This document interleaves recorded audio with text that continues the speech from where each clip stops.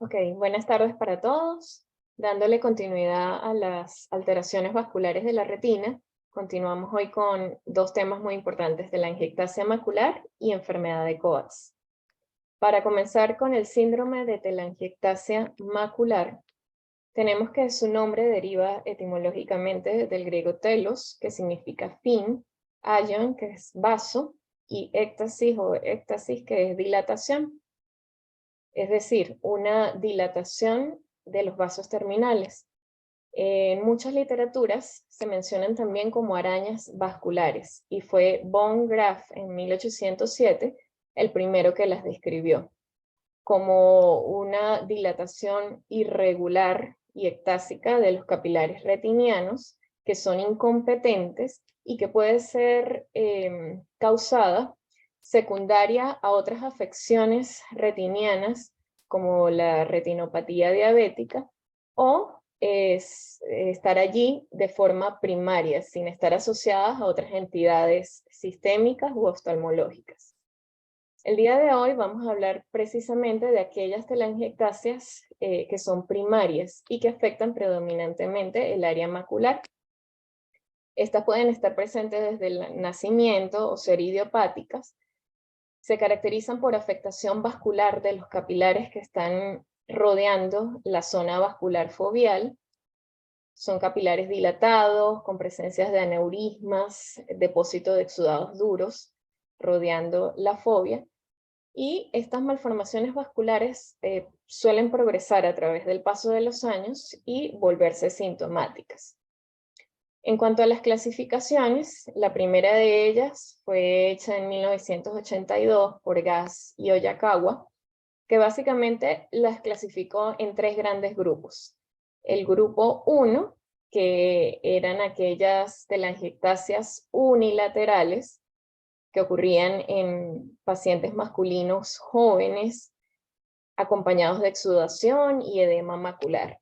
El grupo 2, cuando la afectación ya no era unilateral, sino bilateral, afectando a ambos sexos por igual, y existían una serie de signos clínicos como la hiperplasia del EPR, vénulas en ángulo recto, e incluso neovascularización retiniana, que veremos más adelante.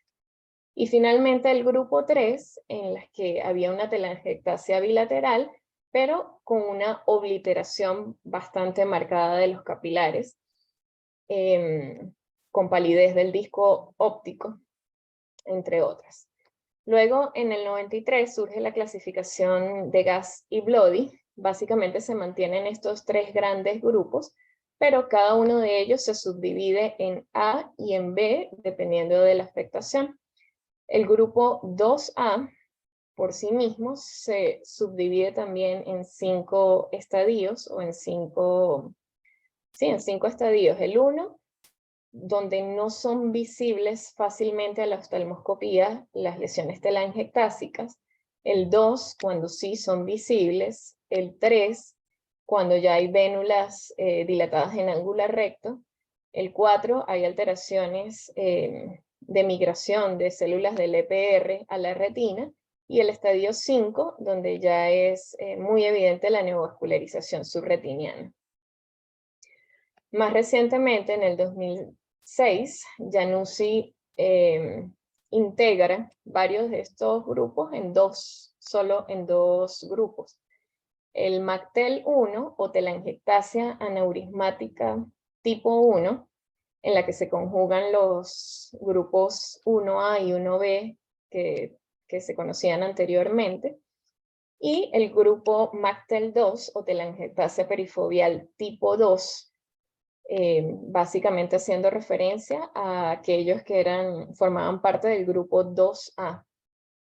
Este MACTEL-2 se subdivide a su vez en un estadio no proliferativo o en uno proliferativo. Y se eliminaron los grupos 2B y 3. Entonces, para hablar de cada uno de estos grupos, empezamos con el MACTEL-1 o telangiectasia aneurismática.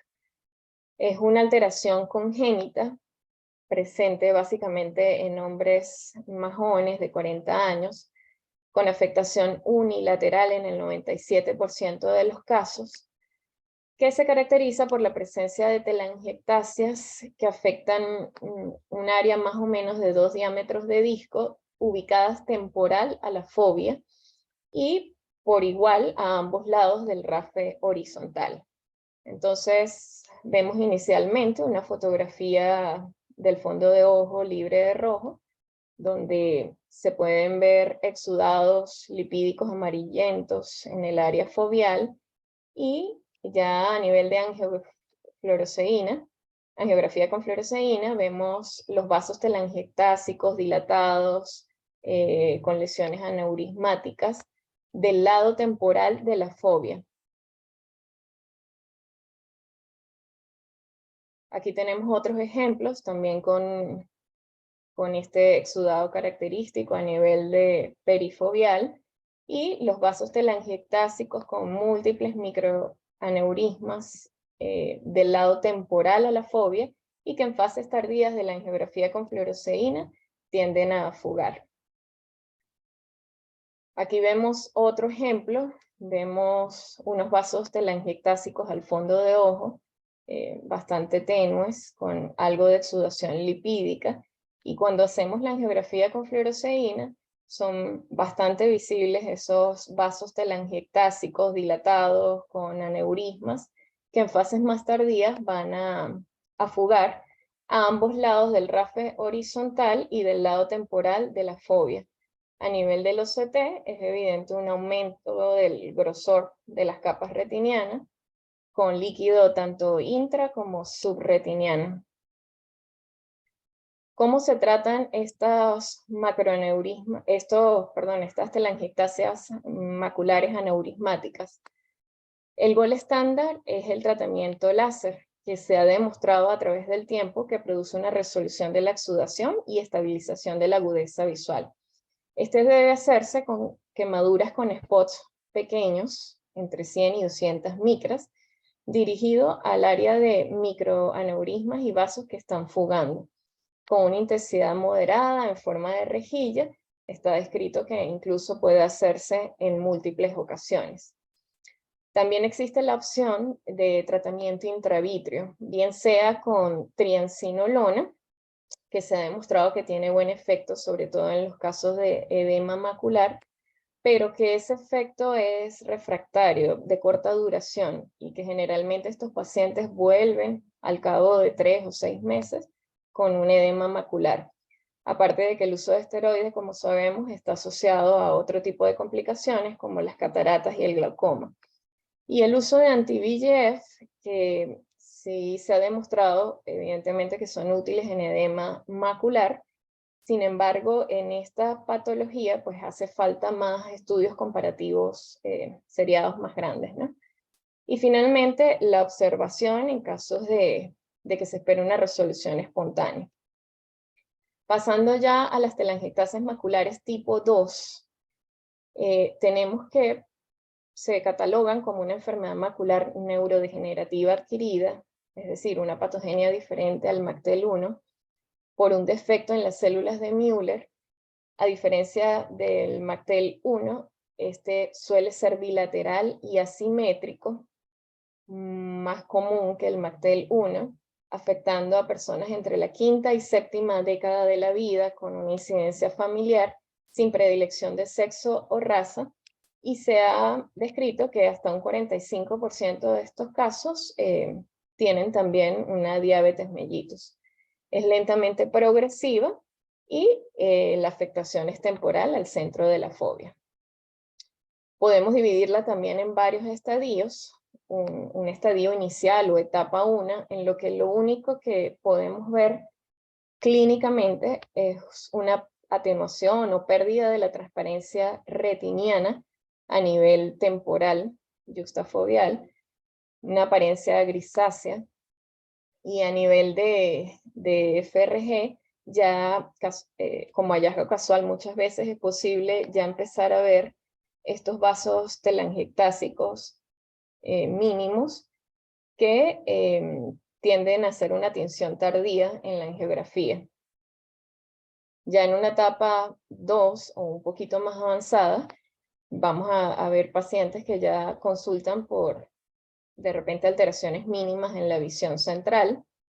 Ya ese borramiento o encanecimiento de la retina parafoveal temporal es un poco más importante. Se nota un adelgazamiento foveal y muchas veces acompañado de cristales superficiales, como vemos en esta imagen. Cristales superficiales intrarretinianos. Van a ver vénulas en ángulo recto, como vemos en la angiografía con fluoresceína, que van hacia esas áreas de telangiectasias.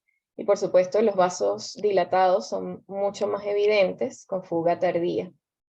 En una etapa 4, ya más avanzada, vemos cómo hay hiperplasia del EPR o migración de esas células del epitelio pigmentario alrededor de esos vasos telangiectásicos.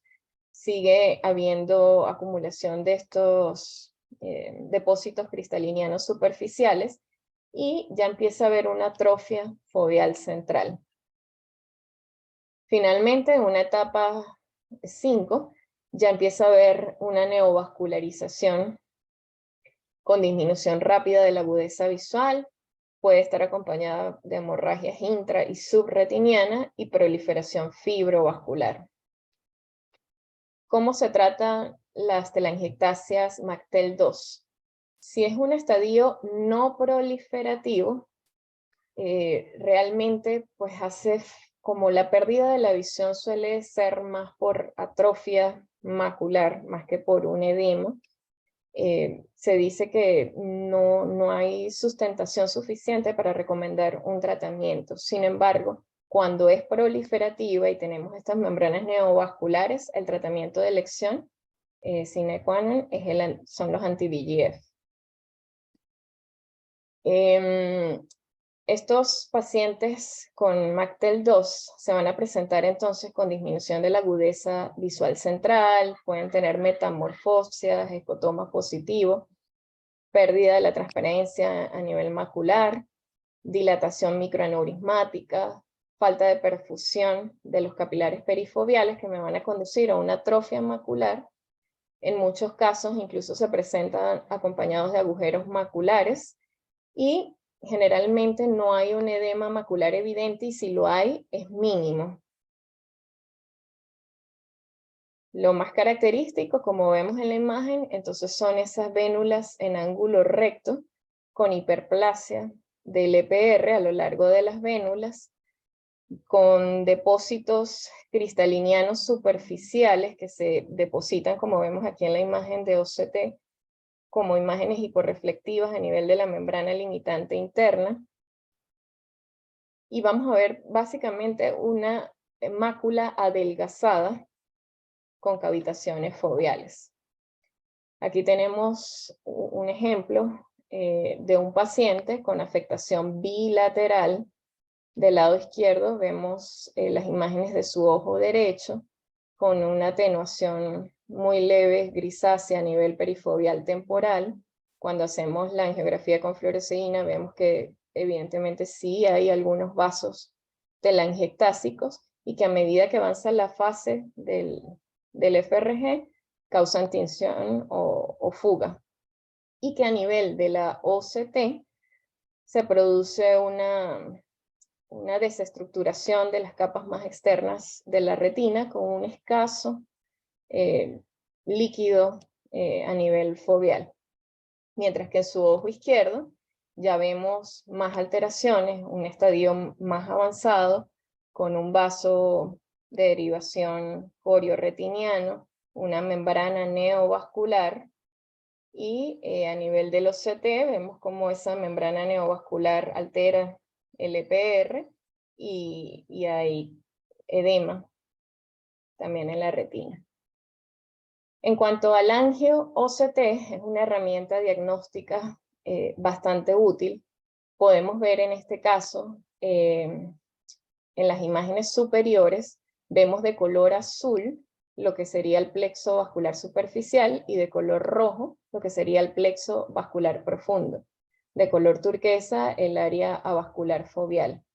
Y vemos cómo es característico en este tipo de telangiectasias que se produzca como especie de contracción del área yuxtafovial temporal, contrayendo el anillo perifovial a nivel temporal, y si vemos en la flecha, vemos como esa tracción o ese arrastramiento de los vasos hacia el área temporal causa una angulación de esos vasos, de esas venas, en forma recta.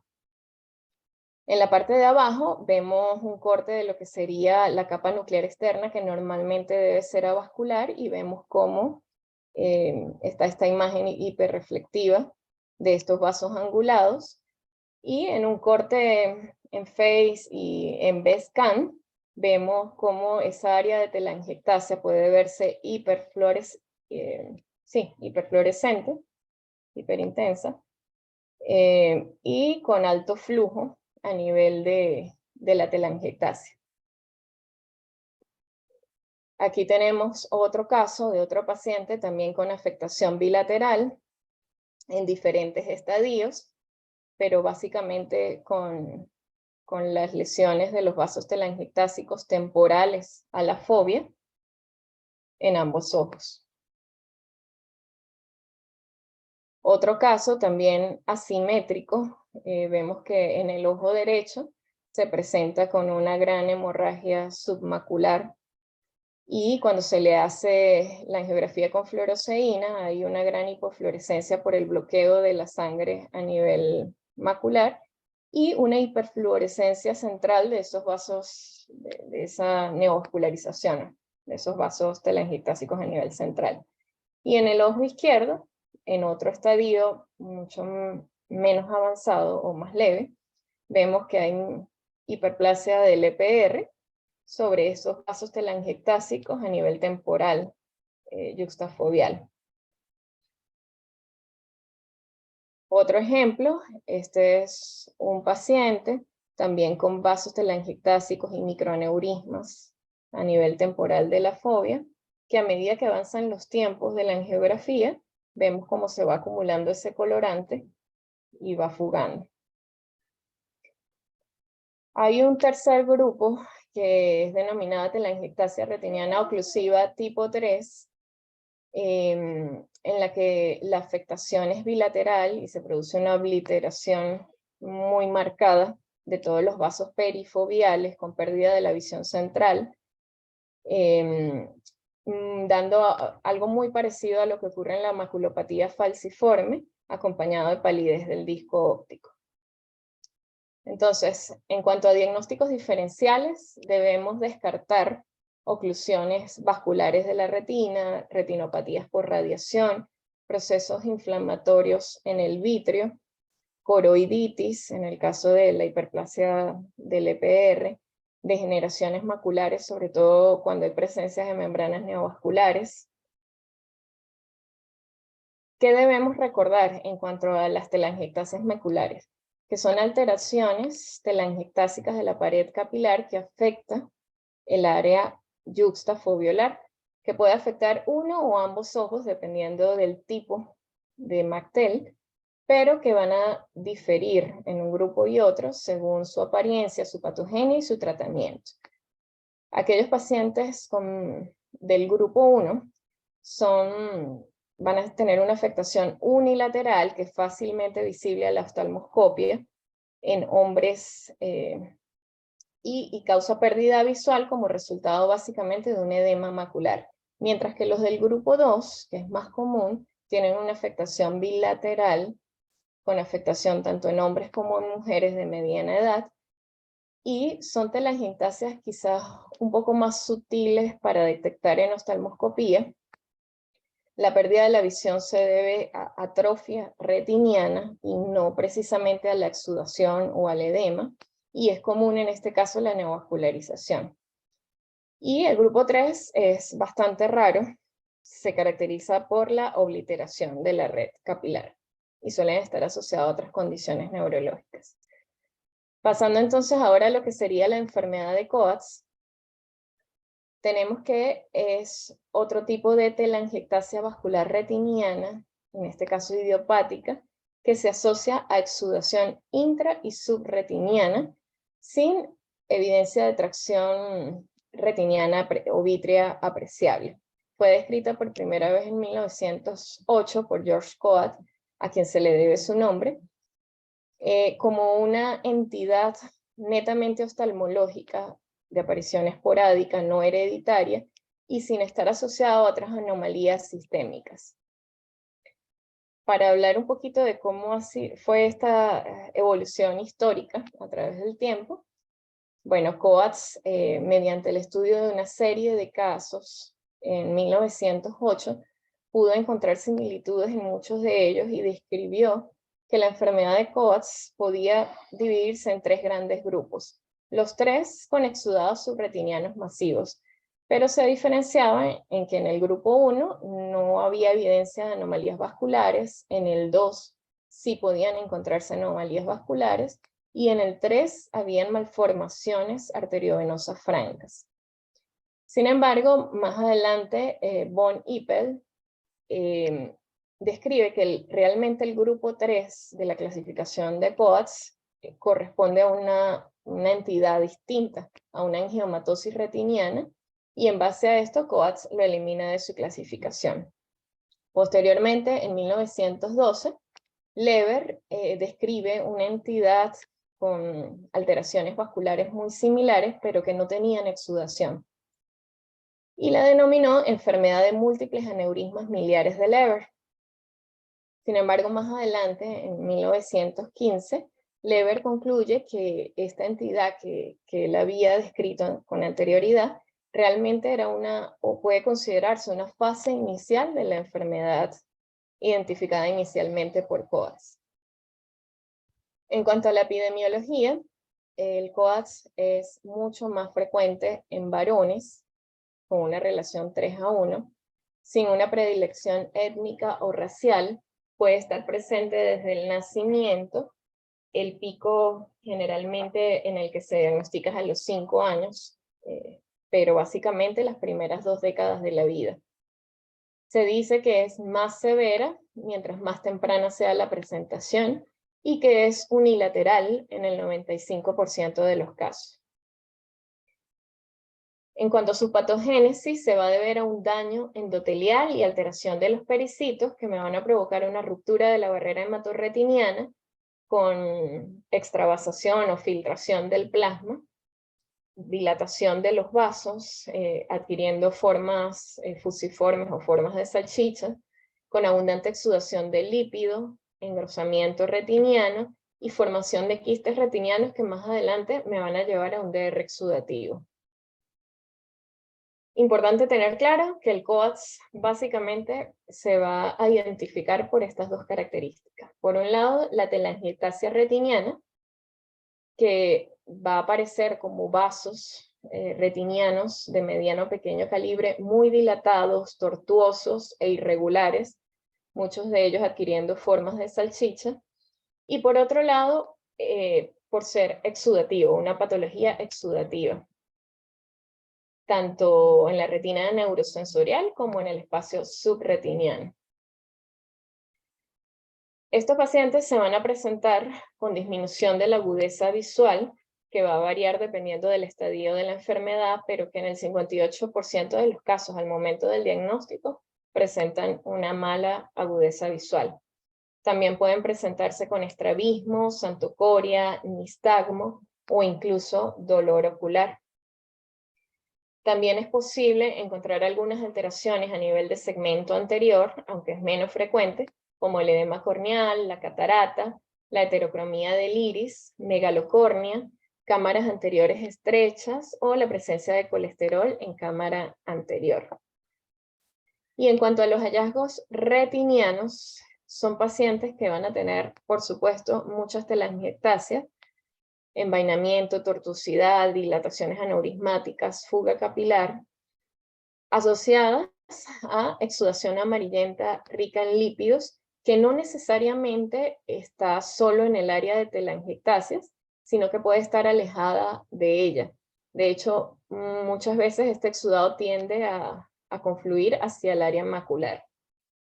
En estadios más avanzados es posible encontrar la neovascularización coroidea, hemorragia vítrea, y finalmente un DR exudativo. Las áreas más afectadas son siempre los cuadrantes inferior y temporal. Y en cuanto a complicaciones, pueden ir desde catarata y hemorragia vítrea hasta neovascularización retiniana y del disco y la formación de un glaucoma neovascular. Aquí tenemos imágenes características de un paciente con enfermedad de Coats, donde vemos básicamente esos vasos telangiectásicos muy irregulares, tortuosos, con forma de salchicha sobre una base de gran exudación. Y en un estadio más avanzado, hemorragias intrarretinianas con desprendimiento de retina exudativo. Aquí un caso más leve, pero donde es bastante evidente los vasos telangiectásicos, macroaneurismas, exudación lipídica, tanto a nivel de las telangiectasas como a nivel macular. Y aquí otro caso con mayor componente exudativo. El Coats puede clasificarse según Shields en 5 estadios. El 1, cuando solo se presentan vasos telangiectásicos. El 2, cuando ya hay también exudación. Si la exudación es extrafoveal es A y si es foveal es B. En estadio 3, cuando ya hay un DR exudativo que puede ser subtotal, extrafoveal o foveal, y 3B cuando es un DR total. El estadio 4, que corresponde a un DR total acompañado de glaucoma, y el 5 ya es la etapa terminal de la enfermedad, por así decirlo. Aquí tenemos un estadio 3B con DR exudativo de una enfermedad de Coats, donde se ve la santocoria, con el desprendimiento de retina, los vasos telangiectásicos, hemorragias al final de esos vasos y abundante exudación. Un estadio 2B, donde no solo hay vasos telangiectásicos, sino exudación, y exudación tiene predominio al área foveal, al área macular. Y un estadio 4, cuando ya está asociado a neovascularización, desprendimiento de retina total. Entonces, ¿cómo diagnosticamos a estos pacientes? El diagnóstico es netamente clínico, buscando en una oftalmoscopía indirecta bastante acuciosa vasos telangiectásicos, exudación o DR exudativo. Recordando que generalmente estos son pacientes pediátricos, por los que es de suma importancia valerse también de imágenes de campo fotografías de campo ultra amplio, para poder llevar un buen registro del caso. Es importantísimo también descartar otros diagnósticos diferenciales, y para ello nos valemos también de imágenes multimodales como la angiografía con fluoresceína, el OCT, y otros estudios como la ecografía, la tomografía computarizada y la resonancia magnética, que nos van a ayudar sobre todo a descartar patología tumoral. En cuanto a la angiografía con fluoresceína, buscamos la hiperfluorescencia de vasos telangiectásicos, macroaneurismas y macroaneurismas, arrasoramientos vasculares, la presencia de vasos colaterales y neovascularización. Asimismo, si hay fugas y áreas de no perfusión capilar. Entonces, aquí vemos en las imágenes claramente la hiperfluorescencia que dan esos vasos telangiectásicos con dilataciones aneurismáticas que van goteando colorante a medida que avanza el estudio.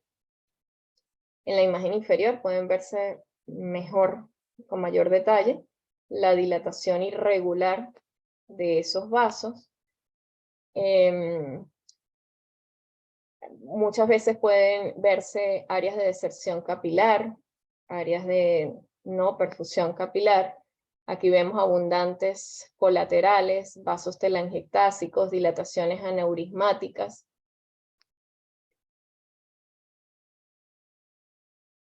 En esta otra imagen del fondo de ojo vemos la gran exudación que compromete el área foveal, Y a nivel de la angiografía con fluoresceína, las áreas de no perfusión anteriores a esos vasos telangiectásicos y a esas colaterales que dejan escapar fluoresceína.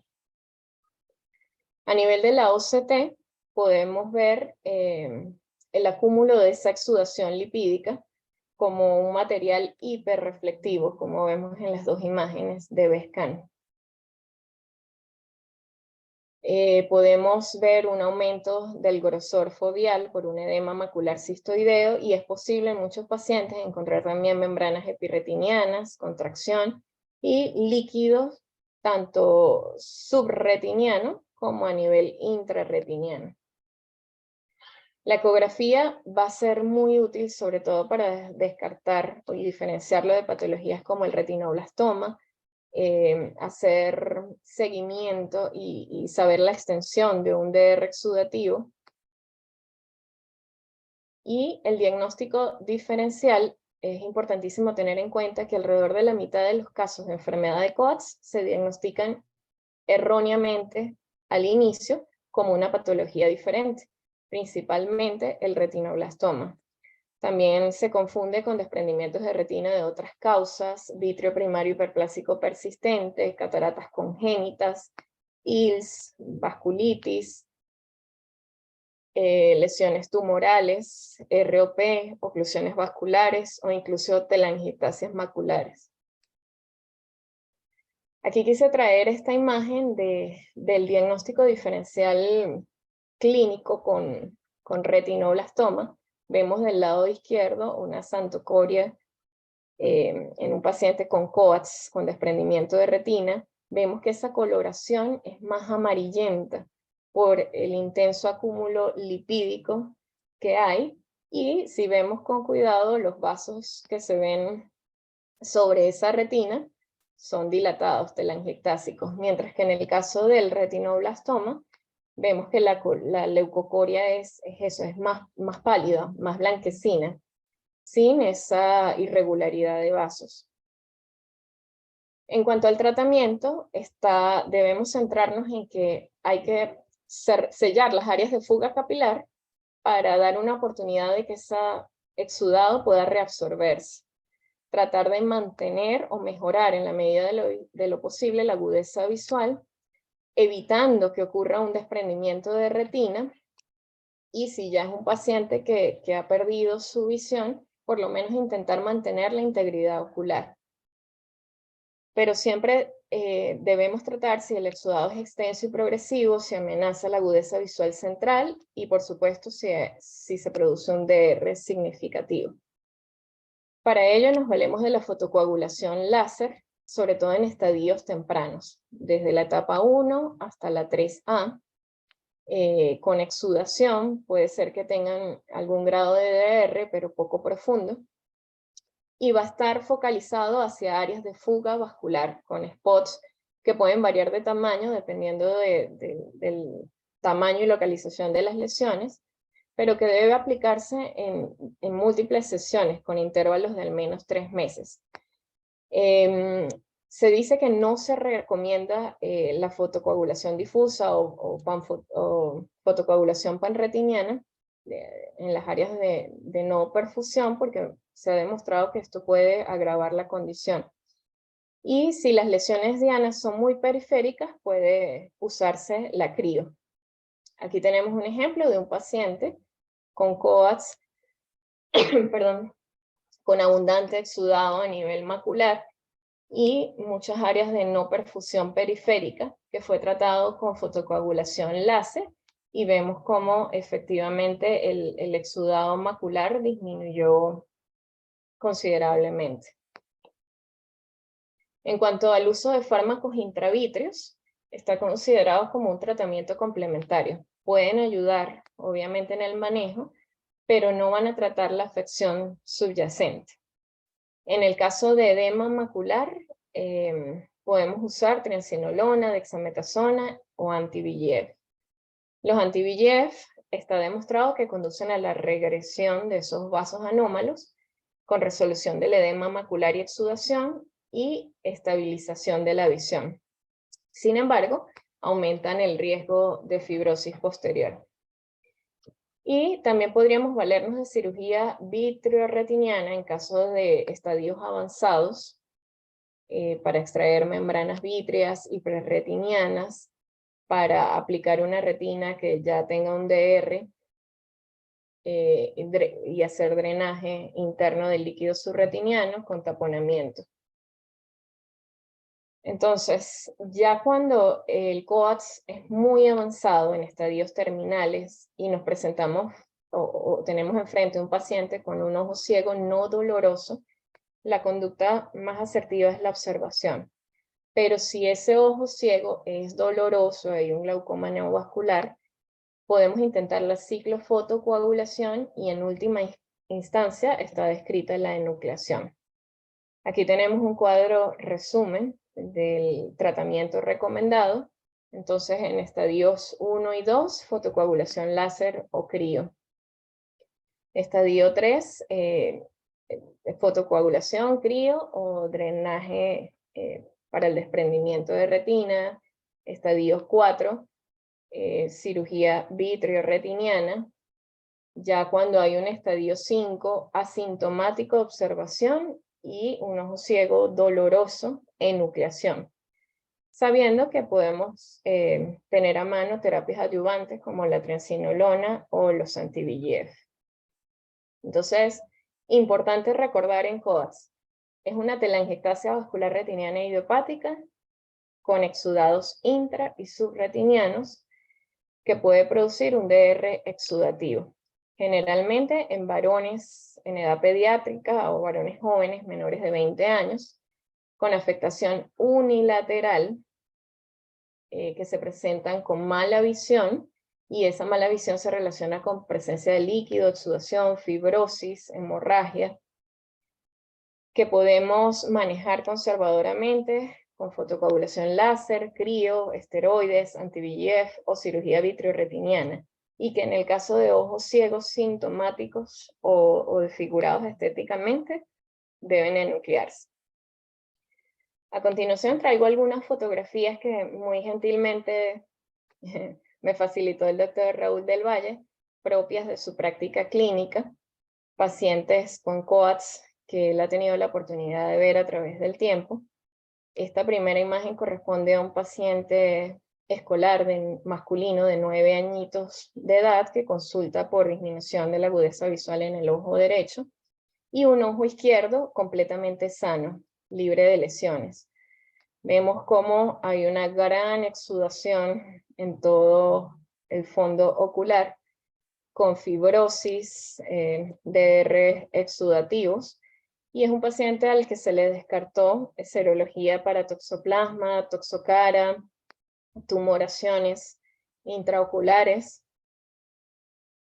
Este otro caso, pero este es de un paciente de 7 añitos, también con afectación unilateral, en quien se descartaron procesos infecciosos, inflamatorios y tumorales. Vemos la gran exudación en todo el polo posterior. Y finalmente una paciente ya más grande, un paciente de 17 años, también con afectación unilateral, aparte de los vasos telangiectásicos, la exudación intrarretiniana, vemos ya hemorragias y DR exudativo. En el FRG es posible ver con mayor detalle estos vasos telangiectásicos que a medida que avanza el estudio van goteando colorante. Entonces, importantísimo insistir en evaluaciones oftalmológicas tempranas a cortas edades en los niños y valoración de la agudeza visual por pediatría para tener referencias oportunas a nuestro servicio. Muchísimas gracias por su atención.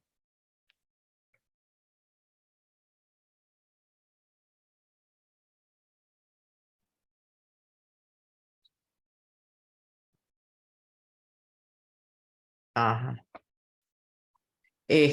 Bueno, muy bueno el seminario.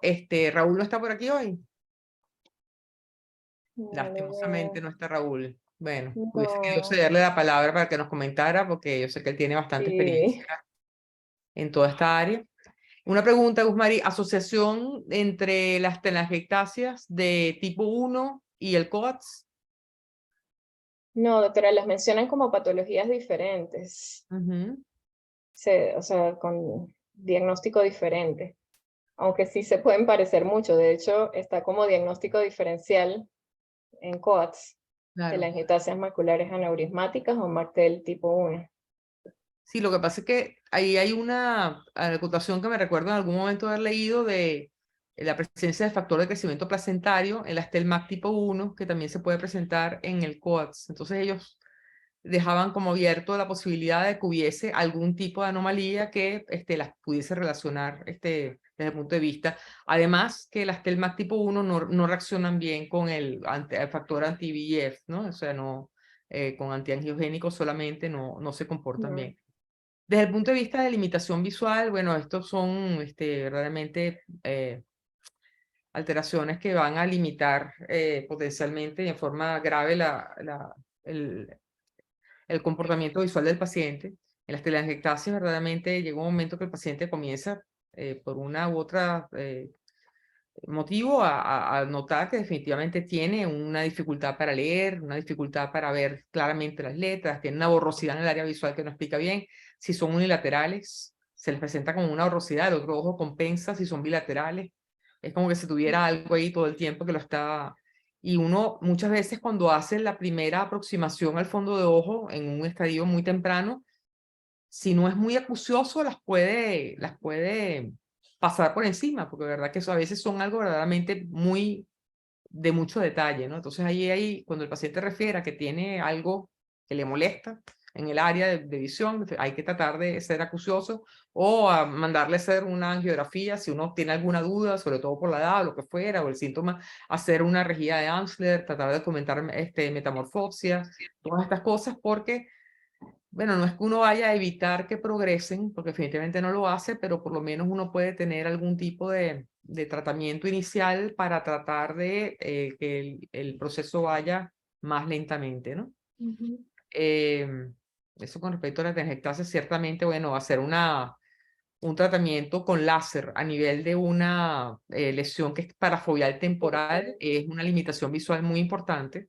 porque al quedar un escotoma en esa área, la visión de lectura, etcétera, queda muy comprometida, el paciente se siente incómodo, entonces el láser como tal no es la mejor opción, a no ser que se presenten, por supuesto, bueno, exudaciones importantes que ya vayan a comprometer el área central y ya uno comienza a tratar de limitar las lesiones con este tipo de tratamientos que son, uno sabe que en un momento dado pueden ser muy invasivos, pero que van a tratar de detener de una u otra La forma el progresión. avance de la lesión, sobre todo si es una membrana vascular coloidea yuxtafoveal, ¿no?